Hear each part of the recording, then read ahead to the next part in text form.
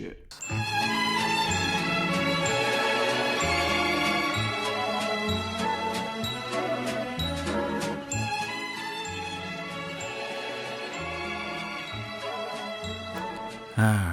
Another day where I can barely get out of bed. It's gonna be another shitty day, I'm sure. I'm either going to be too tired, depressed, or anxious to deal with anything. Most days are the same. But maybe, today, some coffee and some piano playing will help me to let out all of these feelings.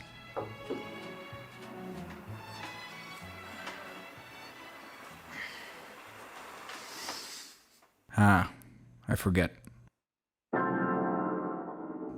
I can't play the piano. Or any instrument, really.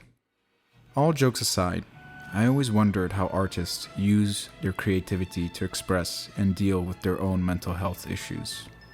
So I decided to embark on a journey where I'll be following and interviewing two artists who have had their own experiences and struggles with mental health, but have been able to use their own creativity to help themselves. The first artist I asked for help on this journey is Giulio, an Italian singer-songwriter. He kindly invited me into his home, allowed me to pet his cat, and explained to me how he has been using music to deal with his anxiety and depression from a young age. Io mi chiamo Giulio Camposano, in arte Giulio, e nella vita faccio il musicista, in particolare il cantautore. Quando ero ragazzino, verso gli 11-12 anni, ho avuto dei sintomi di depressione che sono sfociati in ansia, in panico e in tutto quello che riguarda lo stereotipo di depressione. Però penso che a quell'età non riesci bene, uno, a decifrarlo, due, a capire che questa cosa è un problema, due, a capire che questa cosa è una cosa, cioè nel senso tu ti senti in un certo modo ma sei troppo ragazzino probabilmente per dire ok, c'è qualcosa che non va. Successivamente, verso i 17-18 anni, quando questa cosa mi è stata diagnosticata da uno psicologo, ho capito che per tutto quel tempo la musica era stata una sorta di autoterapia e è diventata una sorta di non autoterapia ma una terapia indotta da me. È un modo in cui io cerco di togliere tutto quello che la depressione mi mette addosso.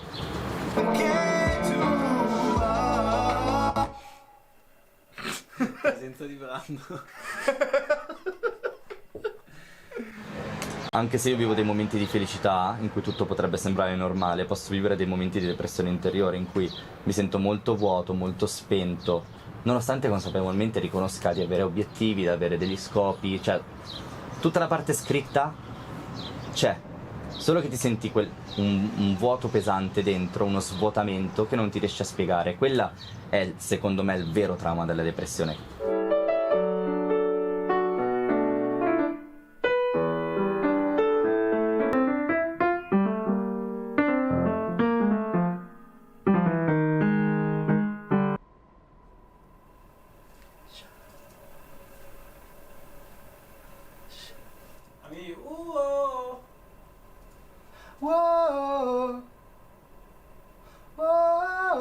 No, tutti uguali proprio. Come? Hai lasciato il vuoto nei giorni e giuro mi sveglio e brucio. Piano lento. Transizione sound design figa, poi. Hai Lasciato il vuoto negli occhi. Solo chitarra e voce. Quella con più significato si chiama Ancora ed è l'ultima canzone che ho scritto ed è l'ultima che ho pubblicato. Proviene dall'ultimo momento molto brutto che ho vissuto. Questo pezzo è stato proprio ok, voglio dire una determinata cosa, voglio fare una determinata cosa, nonostante questo, e grazie a questo lo posso fare e lo riesco a dire.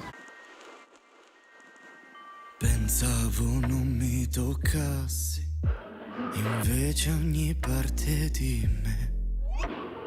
Convinto non mi mancassi, Invece sei dentro i miei occhi a malapena. Io riesco ancora a guardarmi. Sei il confine leggero tra me e quei fantasmi che ogni notte invadono il mio specchio.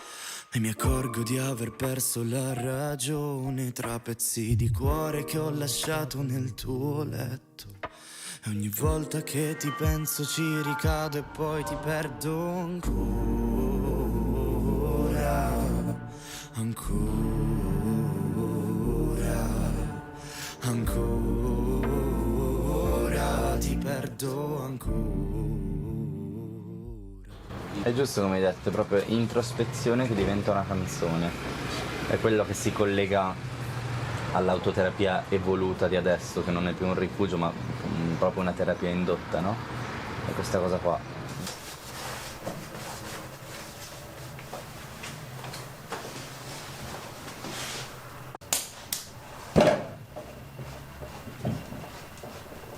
Questa qua invece è solo argilla.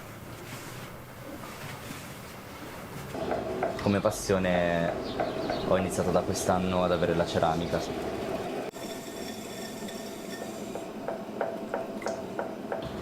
È quell'hobby che riesce a farmi divertire e allo stesso tempo tirarmi fuori dalla musica.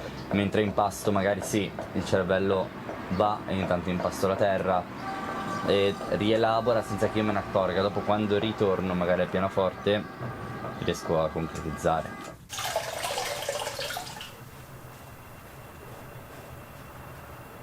È come quando ti svegli al mattino che dici ok, è una giornata da schifo, però sai che alla sera vai a cena fuori, cosa ne so, e quindi la giornata passa alla fine perché alla sera fai qualcosa che ti piace. Quello è un po' per me la ceramica. Ti insegna anche tanto a non raccontarti bugie, bene o male. Non dire non inventarti scuse, bugie su te stesso, che tanto poi le senti solo tu, capito? Ti autogiustifichi di cose che vorresti fare, che non puoi fare.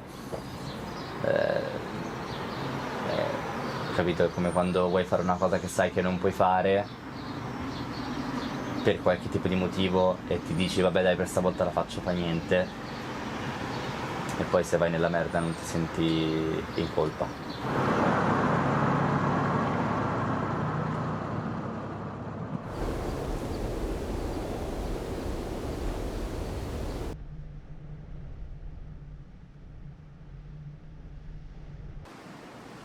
After having had a great experience with Giulio, my next stop was Greece, more specifically Patmos, a beautiful island in the Dodecanese region where I was invited by a group of 5 artists to attend an art exhibition, Forgetting the World Exists.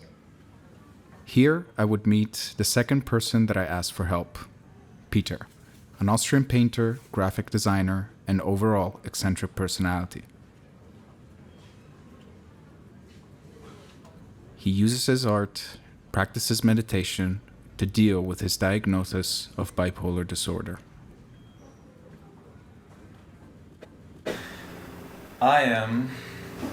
That's a good question. Who am I? No, who am I? Man, they call me Peter. I'm an artist. I'm 35 years old. Introducing myself is already a very difficult thing sometimes, because it's not so easily for me to decide where I am, who I am, what I am in every situation. The first time I did meditation was either unaware of it in my childhood, definitely, like all these different techniques of like being in the water and just focusing on the reflections, or like hearing the wind, or like going through fresh washed sheets and being very in the moment. You know, this is all meditation, like being on a swing and enjoying it completely. I mean, this is already very much meditation. So basically I learned it from the childhood. It's such a beautiful place of non-thinking and being in the present moment, or getting as close as possible at least, or like coming from, it's also not always happening, of course, you know, it's not like just I'm switching it on, I'm drawing and it's switched on, you know, it just works out, but it's definitely helping to more the idea of daydreaming, and then from daydreaming you can come to these beautiful moments of just being in this present moment. Finding the balance is very, very challenging thing indeed. It's a lot of doubt and denial, because maybe one of the big things we learn is like to be serious about one thing and to find a fundament and to stand onto something, a fundamental ground. Like choose a place now, you know? Like choose a hobby or choose a job or choose a philosophy or like, you know, and be a category for God's sakes, you know, so we can structure you. Or I can say I like you, I don't like you, you know, be something so I can decide, or this is society, you know, like say like be this or be that, but this in between, yeah, therefore I needed to have two lives, no? The one life which is structured, which can dress well, which can function in its language and in its responsibilities, and the other life which can be, you know, like completely random or like adventurous or like giving no shits, you know, being careless, being intense and wild. So it's like these two very strong characters are in me united. So I can function as a job in a bakery and being responsible, waking up at the same time, you know.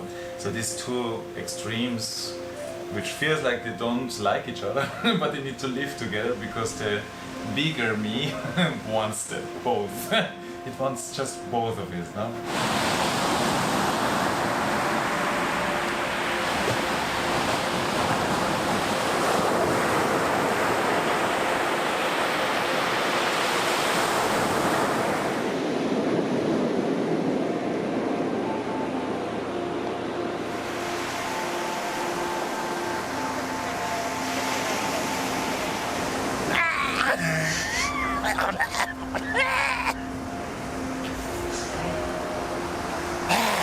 That's why I was like making people afraid or making people uncomfortable next to me, you know, like they didn't like me how I am, they couldn't categorize me, you know, and they start like with weird ideas of me. And I want society, I want people to be, I want to be understood, I want to give understanding.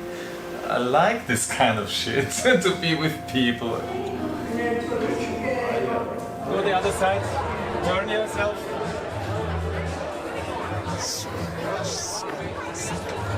Anche turn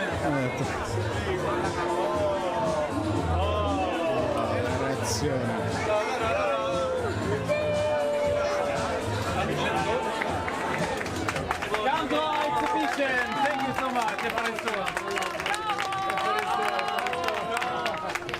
We are having a closing party at the Old School Cora. Much more wonderful artworks of 5 artists. If you may want to come for 1 second, or 1 minute or 1 hour, we would be very glad to see you there. Thank you so much. Right, until 1 o'clock we're open. Yes. Very good. Thank you. You help us with the promotion, mister. The balance of, it's interesting, the balance of abstract art and figurative art, you know, find the balance of both sides. As other people may, it's not my style to find balance only in one of those realities. There's no dreams anymore, there's no colorfulness, there's no extraordinary, I don't know, fantastic sci-fi idea of it. It's just shaping it, or just very precise handcraft, let's say, you know. And this is for me like a very weird idea to put so much weight onto one side of the aspect of balance, what life is. Maybe that's the point of, maybe there's a big thing where art can help, because art feels like it can be a communication medium for some of our parts. They really need it. They really need art to be more balanced. They really need art to be able to accept other things. They really need this way of communication.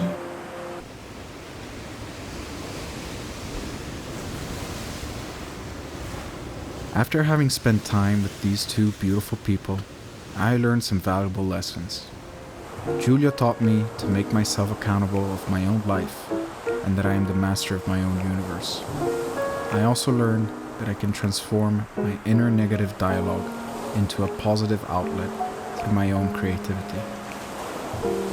Peter taught me not to take life too seriously, to live in the moment, to be brave, to listen to all parts of myself and to express them, despite what people might think. If you feel lost and alone, incapable of change, don't forget that people around you care and that you have agency over your life. Don't isolate yourself. Be brave. Let out those emotions. Try to connect with people.